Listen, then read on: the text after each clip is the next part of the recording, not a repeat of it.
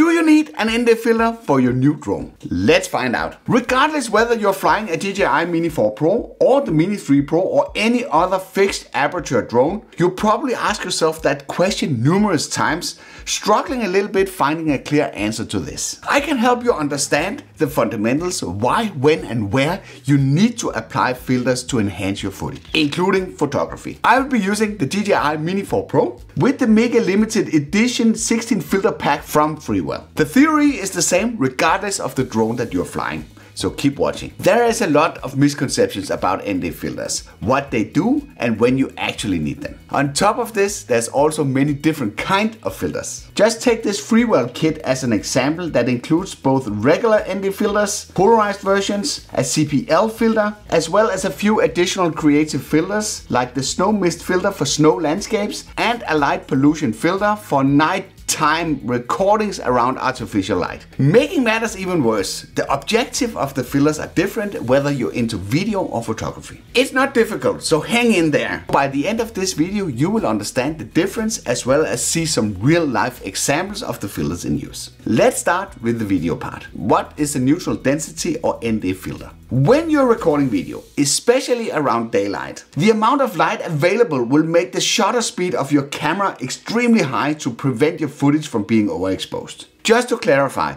the shutter speed is the ratio between when the sensor is active and non-active. With the fixed aperture drones, there's no way of reducing the amount of light that goes through the camera lens, like if the drone had a variable aperture. Here you can just close the mechanical arrangement in front of the camera to achieve this. Because we don't have that feature, we need something else. This is where the filters come into play, as they are used to reduce the amount of light that reaches the sensor. And for ND filters, that is the sole purpose of what they do. As the name neutral density tells us, this is a neutral filter that does not add or subtract anything to improve the quality of your footage in terms of coloring or saturation. At least that's the theory, but in real life use you might see a slight shift in color temperature, especially if you're using the darker ones. Look at this example showing the Mini 4 Pro recordings with and without filter, and in this case it's a ND32, only corrected to match the exposure levels. As you can see, there's not much difference. The ND filters included in this kit are labeled with a number 16 to 1000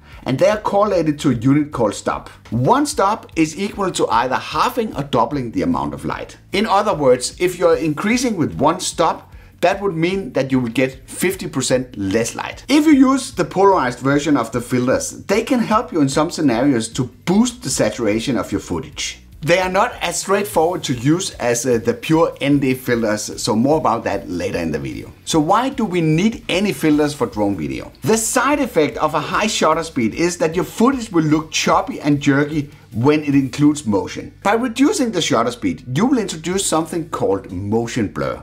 And if that is used in the right amount, it will be more pleasant to the eye. But the key is motion. So if you're flying high in the sky at low speed, the benefit of using filters is very limited. Let me just show you by flying over a field with sheep.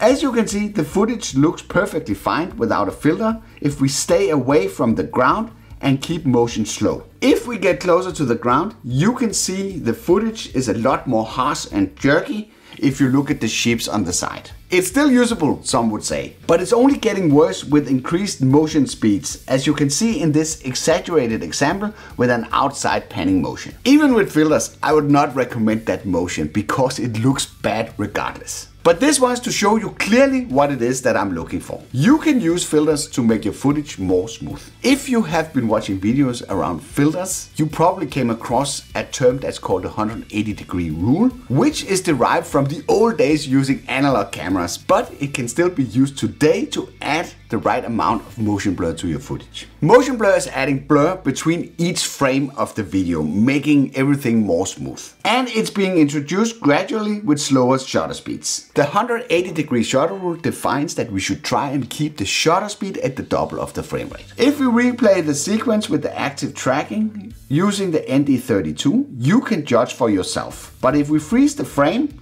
it becomes more apparent that the motion blur has been introduced on the clip with the ND32. This is a good rule of thumb, but sometimes you need to sacrifice this ratio to keep proper exposure. There is basically only 3 things that you can adjust on a digital camera. And that is aperture, the shutter speed and the ISO. They call it in something called the exposure triangle. ISO is the digital magnification. And because this is bright daylight with plenty of light, this will often stay at the darkest setting at 100. The challenge is now that we have no way of reducing light while flying, as smaller drones from DJI are fixed aperture drones, meaning we cannot use the aperture as this one is fixed. So with the aperture locked and the ISO set to the darkest possible setting, you only have the option to use ND fillers to get the shutter speed down. I find it really difficult in real life to keep the shutter speed the double of the frame rate, because the light is constantly shifting. So I often use a pragmatic approach. I mount a filter and then I switch the drone into Pro mode. In this way, I can read out the shutter speed that the drone has decided to use. That might be different when you're airborne, but at least it will give you some sort of an idea if the shutter speed is more than double of the frame rate. Don't be totally obsessed by hitting this ratio spot on.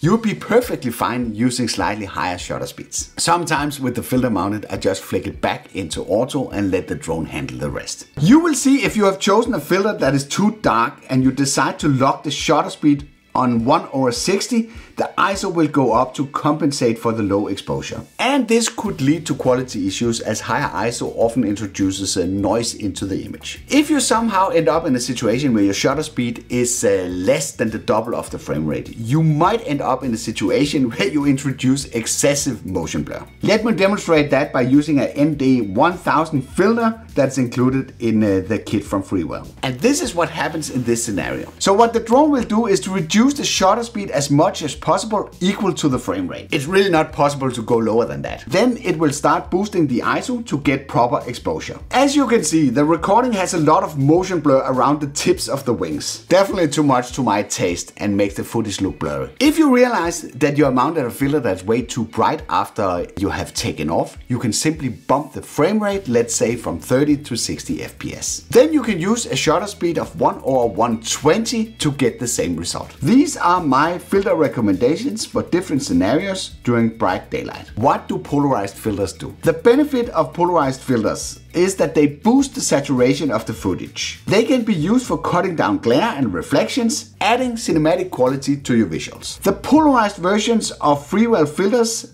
are identified by the red ring in the front, allowing you to adjust the intensity of the polarization effect. This kit includes polarized filters from ND16 to ND256. But know that the polarization effect depends on the angle towards the sun. In the front of the filter, you can see a V and a H marker that you need to change if you change the orientation of the camera, so you know your baseline. Let me give you an easy example, as we can rotate the camera while it's airborne of the DJI Mini 4 Pro. You can see the difference in the look of the footage as the angle of the filter changes in relation to the sun. Let's look at some real life examples and go back to the scenario with the active track. Here you can see the car is being filmed with no filter against ND32 with polarizing effect. If we freeze the frame, you can still see that we have the motion blur present, but what you probably also would notice is that at least in this scenario, the colors are a lot more rich. It can be a little bit fiddly messing around with polarizing filters when you are airborne to produce a consistent result. To give you the full picture, let's do a comparison of no filter, ND32, ND32 with polarizer. And this looks something like this. If we look at them one by one, the one without the filter, the footage looks really flat.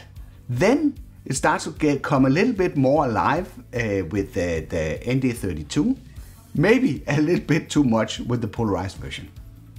This is a difficult task to perform, as with active track there's no guarantee that the drones will fly the same route every time.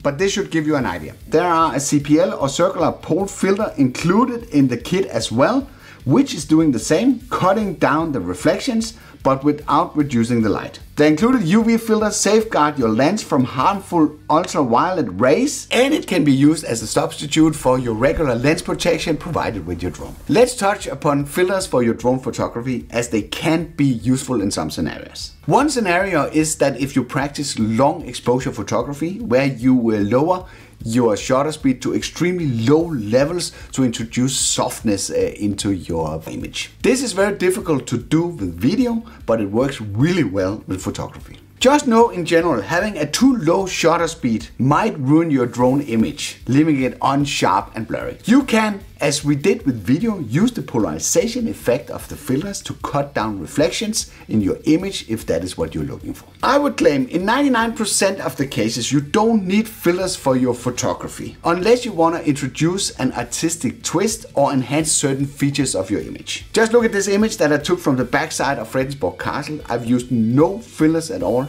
This is all done in post-production. For those that want to take the creative approach, Freewell has decided to include a set of specialty filters, a snow mist 1/4 and a light pollution filter. I only played around with these filters very shortly and I'll just show you a few examples. According to Freewell, the snow mist filter should add a dreamy and ethereal ambience look to your footage, where the light pollution filter counters the effect from artificial light, allowing you to capture stunning nightscapes with remarkable clarity. If that is the case with the examples provided, I will let you decide. Both types of filters is something you can take advantage of with video and photography. The filter kit is for DJI Mini 4 Pro and is not compatible with any other mini drone. So that was a lot of stuff to comprehend. If you have any additional questions about any filters, then make sure to leave them below. And I really hope that you liked this video. If you did, then feel free to give it a like. If you didn't like it, feel free to press the dislike button twice. Thank you for watching and I'll be seeing you around.